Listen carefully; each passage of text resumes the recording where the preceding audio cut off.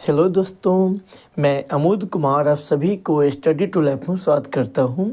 दोस्तों, आशा करते हैं आप लोग अच्छे होंगे, स्वस्थ होंगे और अपने एग्ज़ाम की तैयारी करते होंगे। तो दोस्तों, आज फिर मैं आप लोग के बीच एक न्यू टॉपिक के साथ आया हूं। इसमें हम पढ़ने वाले हैं आधुनिक भारत के इतिहास के महत्वपूर्ण वन लाइनर फैक्टर। दोस्तों, ये प्रश्न समझिए आपको कोई भी एग्ज़ाम कंपटीशन को हो, चाहे यूपीएससी या कोई भी state PCS, SSC CGL, SSC MTS, कोई भी कंपटीशन के एग्ज़ाम में अगर हिस्ट्री का अगर प्रश्न आएगा तो इसमें से आपको अवश्य ही प्रश्न देखने को मिलेगा। दोस्तों, अगर आप हमारे चैनल पर अगर न्यू आए हैं तो हमारे चैनल को सब्सक्राइब कर लीजिए। जो दोस्तों ऑलरेडी सब्सक्राइब कर लिए हैं, वीडियो को लाइक एंड शेयर जरूर कीजिए और वीडियो को अंत तक देखिए। दोस्तों, आइए हम बिना देरी के स्टार्ट करते हैं। व्यापार हेतु समुद्री मार्ग से भारत आने वाले प्रथम यूरोपीय कौन थे? पुर्तगाल होगा। यूरोप से भारत आने के लिए समुद्री मार्ग की खोज किसके द्वारा की गई? हो जाएगा वास्को डी गामा, जो 17 मई 1498 ईस्वी को भारत आए हैं। लेकिन अदर बुक में आपको देखने को मिलेगा 20 मई 1498 ईस्वी को। दोस्तों, ये दोनों आप याद रखें फैक्ट को, क्योंकि अगर नेट पर आप सर्च करेंगे तो आपको 20 मई 1498 को मिलेगा। और अदर बुक में हमने पढ़े हैं 20 मई 1498, लेकिन इस बुक में जो है दिया 17 मई 1498 ईस्वी, जो वन लाइनर फैक्ट बुक है ये। कालीकट बंदरगाह के तट पर किसने वास्को डी गामा का स्वागत किया? तो हो जाएगा जमोरिन। आपको बता दें, सबसे पहले जो है स्पेन के रहने वाले कोलंबस ने भारत की खोज के लिए निकला था 1492 ईस्वी में, लेकिन वो अमेरिका पहुंच गए। इसके बाद जो है 1498 ईस्वी में वास्को डी गामा भारत की खोज करने के लिए निकला और वो 20 मई 1498 ईस्वी को भारत पहुँचे। सबसे पहले जब भारत आए तो कालीकट के बंदरगाह पर आए थे और यहाँ के जो है शासक था जमोरिन। वास्को डी गामा के भव्य स्वागत किया, तो इसका आप याद रखिएगा। तो कालीकट बंदरगाह के तट पर किसने वास्को डी गामा का स्वागत किया? तो उत्तर हो जाएगा इस जो प्रश्न बनाइएगा तो जमोरिन, यह स्थानीय शासक था। पुर्तगालियों ने भारत में सर्वप्रथम अपनी व्यापारिक कोठी कहाँ स्थापित की? ये भी प्रश्न बहुत ही विविध है। हो जाएगा कोचीन में, जो कोचीन या कोची भी कहा जाता है। देखिए यहाँ से, तो पुर्तगाल ने सबसे पहले जो अपना व्यापारिक कोठी जो है ये कोचीन में बनाया था।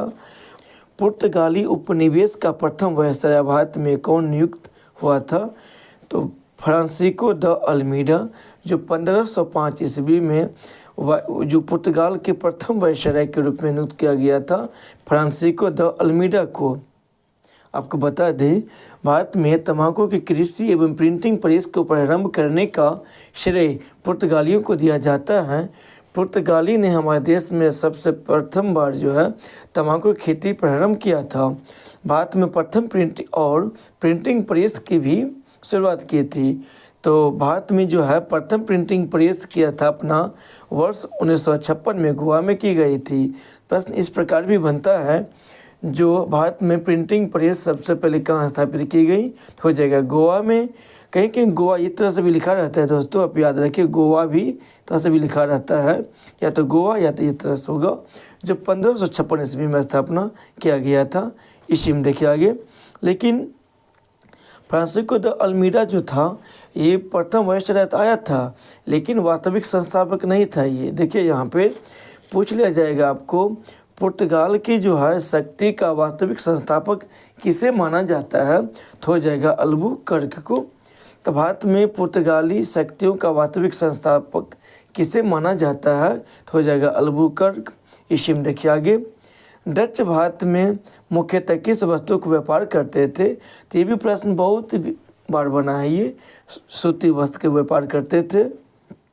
विभिन्न देशों की खोजकर्ता वास्को डी गामा भारत की खोज, ये समुद्री मार्ग की खोज किया था, इसलिए इतिहास में प्रश्न बनता है भारत की खोज किसने किया, कब किया? तो भारत की खोज जो है वास्को डी गामा 1498 ईस्वी में किया था।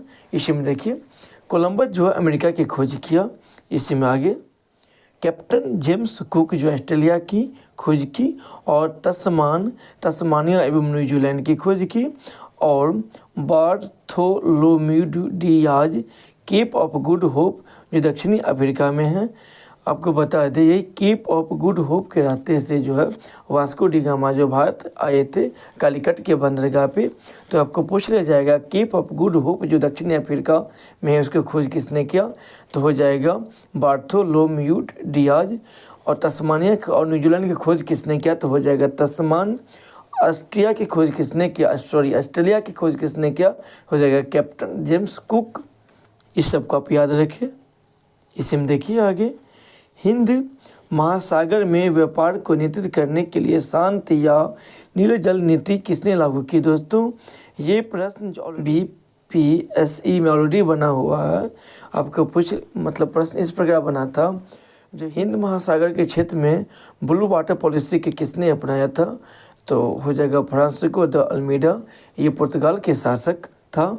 इसे हम देखिए आगे, किस वायसराय के कार्यकाल में गोवा को पुर्तगालियों को औपचारिक मुख्यालय बनाया गया था, तो नीनो डी कोना के समय में। इसका आप याद रखिए। इसे में देखिए, पुर्तगालियों ने हिंद महासागर क्षेत्र में व्यापार पर नियंत्रण स्थापित करने के लिए कॉर्टेज आर्मेडा कफिला पद्धति कॉर्टेज आर्मेडा करवेन सिस्टम प्रारंभ की। पुर्तगालियों के पश्चात भारत में व्यापार करने आए डच कहाँ के निवासी थे, तो हो जाएगा हॉलैंड। और डच जो है मुख्यतः ये सूती वस्त्र का व्यापार करते थे, तो जो हॉलैंड के निवासी वर्तमान उसका नाम हो गया नीदरलैंड्स। देखिए इसमें महत्वपूर्ण फैक्ट जो है, भारत में विदेशी कंपनियों का आगमन। पुर्तगाली ईस्ट इंडिया कंपनी जो है एस्तादो द इंडिया के नाम से जो खोला गया था, जो देश जो पुर्तगाल के था, 1498 ईस्वी में स्थापना किया गया था। कहाँ, तो हो जाएगा कोचिन, जो कोची भी कहा जाता है उससे। अंग्रेजी ईस्ट इंडिया कंपनी, देखिए दोस्तों ये सबसे पहले हमारे देश में जो है यूरोप के वासी जो पुर्तगाल आए थे, इसके बाद डच, लेकिन कंपनी स्थापना के श्रेय जो है सबसे पहले पुर्तगाल, फिर आते जो अंग्रेजी स्थापना करते हैं, डच नहीं। अंग्रेजी ईस्ट इंडिया कंपनी जो the Governor and Company of Merchant of London Trading into the last Indies. दोस्तों आपको बता दें ये जो एक प्राइवेट कंपनी था जो हमारे देश में सबसे पहले स्थापना किया गया था और देश पर शासन करके वो गया, बाद में उसको सरकार जो अपने अंडर में ले लिया। 1857 क्रांति के बाद ब्रिटिश क्राउन के हाथ में चली जाती वो कंपनी। सबसे पहले वो जो है एक प्राइवेट कंपनी हुआ करते थे जो ब्रिटेन के थे, और वो स्थापना 1600 ईस्वी में जो सूरत में किया था। ये सबका आप याद रखिएगा। United east India company of Netherlands Holland के थे, जो 1602 ईस्वी में मसूलीपट्टनम में, दोस्तों ये आप याद रखें, जो यूनाइटेड ईस्ट इंडिया कंपनी के जो स्थापना जो हॉलैंड के निवासी कहाँ किया था पहले, तो मसूलीपट्टनम में। और इसके बाद डेनिश ईस्ट इंडिया कंपनी जो डेनमार्क के थे, और वो 1616 ईस्वी में त्रवणकोर में किया था। फ्रांसीसी East India Company the Indies ओरिएंटलेंस फ्रांस के थे वो देश, और 1664 ईस्वी में सूरत में किया, तो उसको याद रखिए आप। देखिए दोस्तों यूरोपीय व्यापारियों को भारत आने क्रम जो है सबसे पहले पुर्तगाल आए थे, फिर डच आए थे, फिर ब्रिटिश आए थे, इसके बाद डेनिश, इसके बाद फ्रांसीसी, इसके बाद स्वीडिश।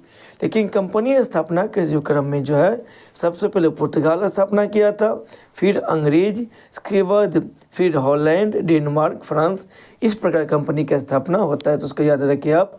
पुर्तगाल जो है 1498 में कोचिन में किया था। अंग्रेजी ईस्ट इंडिया कंपनी जो सूरत में 1600 ईस्वी में किया था।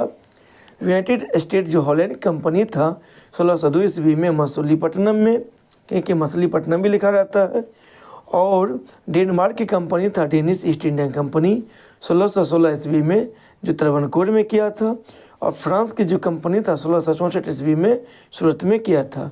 इस सब को आप याद रखिए, बहुत ही इम्पोर्टेंट फैक्ट है ये सब। देखिए यूरोपीय शक्तियों में भारत में पुर्तगाली कंपनी ने सर्वप्रथम 1498 ईस्वी में प्रवेश किया था। भारत में सबसे अंत में 1961 ईस्वी में यहाँ से गए। दोस्तों, किस यूरोपीय शक्ति द्वारा भारत में मसालों के नियंत्रण के स्थान पर कपड़ों के निर्यात के प्राथमिकता दी गई? अभी जस्ट बताएं। आगे डचों के द्वारा जो है ये मसालों पे नहीं बल्कि ये कपड़ों के निर्यात को प्राथमिकता दी। वही आपको पूछ लिया जाएगा। पुर्तगाल जो था, वास्को डी गामा वो जो आए थे, ये मसालों पर विशेष बल दिया था। ऐसा कहा जाता है जो पुर्तगाल के जो वास्को डी गामा हमारे इंडिया आए थे, ये मसाला जब यहाँ से ले गए तो उसको जाने आने के जो खर्च काट कर लगभग उसको 60 गुना मुनाफा यहाँ पर जो ब्रिटेन में जो बेचा 60 गुना मुनाफा उसको होता है।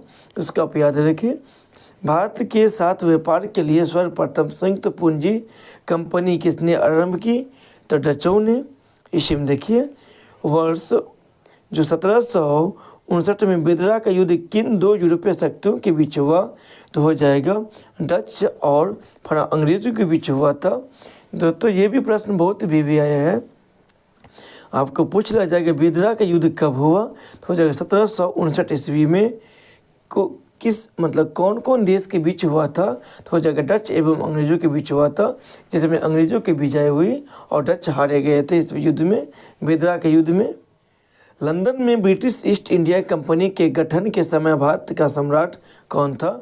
तो दोस्तों, आपको बता दें अकबर के शासनकाल जो है 1556 से 1605 ईस्वी तक रहता है और 1600 ईस्वी में ही लंदन में ईस्ट इंडिया कंपनी की जो स्थापना किया गया था।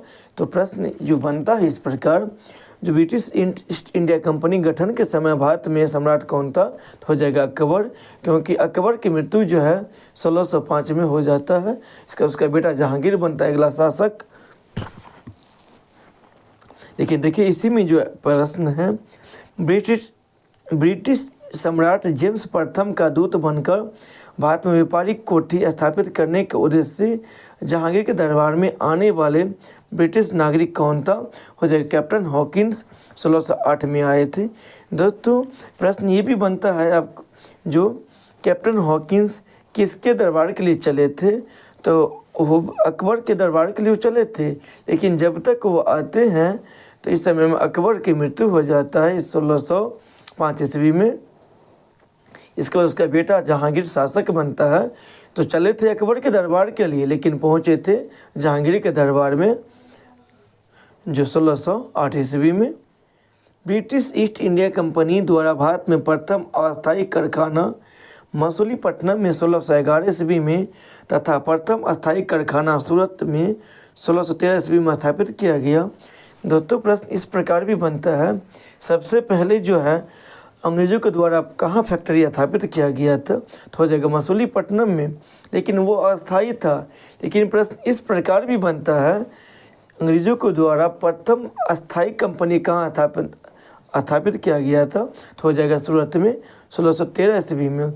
बाद में उसको भी अस्थायी प्राप्त हो गया, जो पहले अस्थायी था अब बाद में अस्थायी ये भी हो गया। ईस्ट इंडिया कंपनी के किस अंग्रेज गवर्नर को औरंगजेब द्वारा भारत से निष्कासित किया गया? तो हो जाएगा सर जॉन चाइल्ड। उसको याद रखिए आप। औरंगजेब ने भारत से सर जॉन चाइल्ड को भारत से भगा दिया था। इसलिए प्रश्न जो बनता है, किस अंग्रेजी गवर्नर को औरंगजेब ने भारत से निष्कासित कर दिया? तो हो जाएगा सर जॉन चाइल्ड। हैमिल्टन द्वारा सफल उपचार किए जाने के कारण किस मुगल बादशाह द्वारा ईस्ट इंडिया कंपनी के लिए वर्ष 1717 में अधिकार पत्र जारी किया? तो हो जाएगा प्रोक्सियर। ये अधिकार पत्र ऐसा था, फ्री में व्यापार कर सकते थे वो। ईस्ट इंडिया कंपनी की जो प्रोक्सियर ने जारी किया 1717 ईस्वी में। 1661 ईस्वी में इंग्लैंड के राजा चार्ल्स द्वितीय का विवाह पुर्तगाली राजकुमारी कैथरीन के साथ हुआ। इस अवसर पर पुर्तगालियों ने चार्ल्स द्वितीय को दहेज के रूप में बम्बई द्वीप प्रदान किया। 1668 ईस्वी में चार्ल्स द्वितीय ने उसे 10 पाउंड वार्षिक किराया लेकर बम्बई क्षेत्र ईस्ट इंडिया कंपनी को दे दिया। देखिए दोस्तों, समझिए फिर से। चलिए है क्या, ये चार्ल्स द्वितीय का विवाह जो अंग्रेज का जो चार्ल्स द्वितीय था पुर्तगाल की राजकुमारी कैथरीन जो है, ये दोनों के शादी होते हैं, लेकिन दहेज के रूप में जो है जो बम्बई वर्तमान में जो मुंबई है, उस पुराना नाम बम्बई हुआ करता था, उसको दहेज के रूप में जो पुर्तगाल ने चार्ल्स द्वितीय को दे देता है, और चार्ल्स द्वितीय ने ये बम्बई को 10 जो पाउंड वार्षिक किराया लेकर ये फिर जो ईस्ट इंडिया कंपनी को ये दे देता है, ये बम्बई का क्षेत्र। शादी कहीं और, दहेज के रूप में हमारे इंडिया को क्षेत्र जो बम्बई को दिया गया था। यूरोपीय वासियों के लिए सर्वोत्तम सोडा और अफीम प्राप्ति का मुख्य क्षेत्र था, तो हो जाएगा बिहार। देखिए यहाँ से शहर एवं संस्थापक के नाम, ये भी प्रश्न ऑलरेडी जितना भी आप पढ़ रहे हैं, ये किसी न किसी एग्जाम में ऑलरेडी ये प्रश्न बना हुआ है, ये वन लाइनर फैक्टर है। ये कलकत्ता शहर की स्थापना जो है जॉब चौरनॉक ने किया था। वही मद्रास शहर की स्थापना फ्रांसिस डी को कहते हैं, वही मद्रास शहर की स्थापना फ्रांसिस डी को कहा जाता है। और नई दिल्ली को जो है एडविन लुटियंस एवं हर्बर्ट बेकर को कहा जाता है संस्थापक, और बम्बई को जो संस्थापक गेराल्ड अग्नियार को कहे जाते हैं। इसको फिर से एक बार रिविजन कर लीजिए। कलकत्ता के संस्थापक जो जॉब चौरनॉक थे, मद्रास के संस्थापक फ्रांसिस डी, नई दिल्ली के संस्थापक एडविन लुटियंस व हर्बर्ट बेकर, और बम्बई क्षेत्र के जो बम्बई शहर के जो है संस्थापक गेराल्ड अग्नियार। वर्ष 1664 ईस्वी में फ्रांसीसी कंपनी की स्थापना किसके प्रयासों से की गई है, तो हो जाएगा कोबल्ट के प्रयासों से। फ्रांसीसी कंपनी की स्थापना किसके कार्यकाल में हुई, तो हो जाएगा लुई 14वां के कार्यकाल में जो है फ्रांसीसी कंपनी की स्थापना की गई। फ्रैंक कैरो के द्वारा भारत में प्रथम फ्रांसीसी फैक्ट्री की स्थापना सूरत में 1668 ईस्वी में कहाँ की गई, तो हो जाएगा सूरत में। देखिए यहाँ फिर से फ्रैंक कैरो के द्वारा भारत में प्रथम फैक्ट्री की जो है स्थापना 1668 ईस्वी में सूरत में किया। फ्रांसीसी गवर्नर डुप्ले ने पहली बार भू क्षेत्र अर्जित करने के लिए उद्देश्य से भारतीय राजाओं के विवादों में भाग लेने की नीति पर आरंभ की थी। फ्रांसीसियों द्वारा फोर्ट लुई नामक किला कहाँ बनवाया गया, तो हो जाएगा पौंडीचेरी का प्रथम फ्रांसीसी गवर्नर था तो फ्रांको मार्टिन। पुर्तगालियों को सौली के स्थान पर किस अंग्रेज अधिकारी ने पराजित किया, तो हो जाएगा थॉमसन बेस्ट। पुर्तगालियों को जो है सौली नामक स्थान पर जो थॉमस बेस्ट जो अंग्रेजी था अधिकारी, उसको हरा देता है। यह वांडीवास के युद्ध 1760 ईस्वी में अंग्रेज ने किससे पराजित किया, तो हो जाएगा फ्रांस को। तो ये अंग्रेजों जो है डच को भी हराकर और फ्रांस को भी हराकर ये अपनी सत्ता को स्थापित किया, मतलब अपनी सत्ता को बेहतर ढंग से स्थापित किया। तो आपको पूछता है बेदरा का युद्ध कब हुआ, 1759 ईस्वी में। और फिर पूछ लिया जाएगा वांडीवास का युद्ध कब हुआ, 1760 ईस्वी में वांडीवास के युद्ध अंग्रेजों और फ्रांस के बीच ये युद्ध होता है। कर्नाटक का युद्ध किनके मध्य लड़ा गया, तो कर्नाटक का युद्ध भी जो अंग्रेज एवं फ्रांस के बीच ही लड़ा गया। प्रथम कर्नाटक युद्ध किस संधि के माध्यम से समाप्त हुआ, तो ध्यान रखिएगा दोस्तों कि कहीं कहीं एला सापेल के संधि लिखा रहता है, तो यहाँ पे लिखा है एक्सला सापेल के संधि 1748 ईस्वी में होता है। ये बीजापुर के सुल्तान से गोवा छीनने वाला प्रथम यूरोपीय कौन था, तो हो जाएगा अल्बुकर्क। इसको भी याद रखें, पूछता है बीजापुर के सुल्तान से गोवा किसने छीना, तो हो जाएगा अल्बुकर्क ने बीजापुर के सुल्तान से गोवा को छीन लिया था। और सबसे पहले पुर्तगाल हमारे देश में आए थे और बाद में भी पुर्तगाली वापस जाते हैं। देखिए यहाँ से महत्वपूर्ण कर्नाटक के युद्ध, प्रथम कर्नाटक के युद्ध जो है 1746 से लेकर 1748 ईस्वी में होता है। प्रमुख कारण था ऑस्ट्रिया के उत्तराधिकार के युद्ध था। संधि जो है एक्सला सापेल या इला सापेल के संधि से ये युद्ध समाप्त होता है 1748 में। परिणाम जो रहा अनिर्णित। फिर दूसरा देखिए कर्नाटक युद्ध 1749 से 1754 में के बीच होता है। कर्नाटक के उत्तराधिकार युद्ध था। और पांडिचेरी के संधि 1765 पांडिचेरी के संधि जो 1755 ईस्वी में होता है और ब्रिटेन मजबूत स्थिति में था। और तृतीय जो है कर्नाटक युद्ध जो है 1756 से 1763 ईस्वी में होता है। इसे सप्तवर्षीय युद्ध भी कहा जाता है क्योंकि ये युद्ध 7 वर्षों तक चला था। और ये युद्ध जो है पेरिस के संधि से समाप्त होता है 1763 ईस्वी में। और फ्रांस की पराजय होती है इसमें। अंग्रेजी कंपनी का नाम जो Governor and Company of Merchant of London Trading into the East Indies रखा गया, जो एक प्राइवेट कंपनी था दोस्तों। इससे आगे जो है जो ईस्ट इंडिया कंपनी और बंगाल के नवाब के बारे में इससे आगे जो वीडियो में हम पढ़ेंगे। आज के टॉपिक यहीं पर समाप्त करते हैं। धन्यवाद दोस्तों।